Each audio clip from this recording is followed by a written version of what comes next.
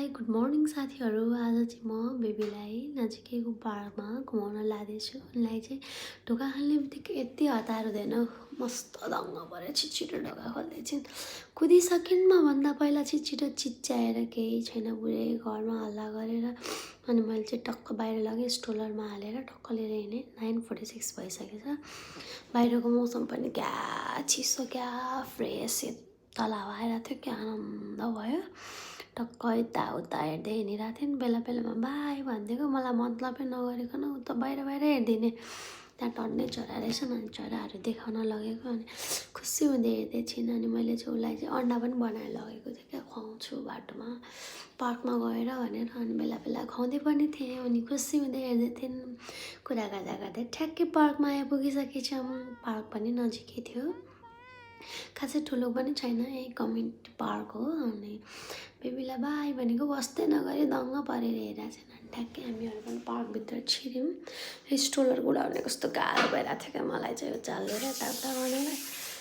अनि उसलाई फेरि अन्डा खुवाएँ। अनि त्यहाँ बसाएको त बस्नै नमानिरहेको, अनि हिँडिरहेको, बस न भन्छु गर्दै हिँड्ने कि।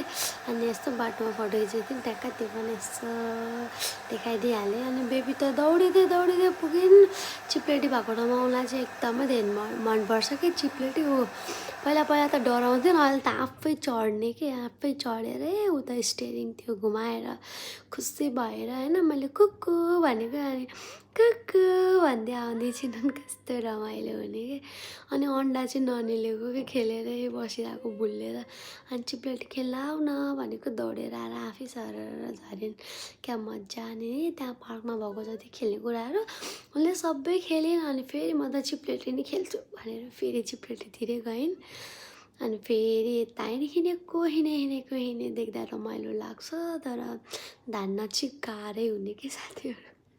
जति खुसी हुन्छु त्यति दुःख पनि हुन्छ, त्यही पनि अब उसको खुसीको अगाडि मेरो दुःख केही होइन।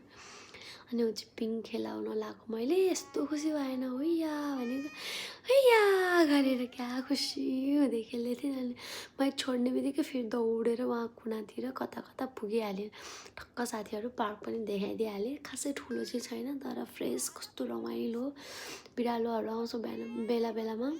बेबी आऊ न भनेको गरेर हिँडिहालिन्। अनि दौडे फेरि घरि उता जाने, घरि यता जाने, घरि के टिप्ने कुदेको हेर न भगवान्, भेट्टाउनै सक्दिनँ कि मैले त। एकछिन बस्न पनि पाउँदिनँ। अब रोडतिर हिँड्नु फेरि समातेर लिएर आएको, फेरि रिसाउँदै थिइन्, आइद भन्दै थियो। मलाई चाहिँ यस्तै भयो त्यहाँ साथीहरू दिन।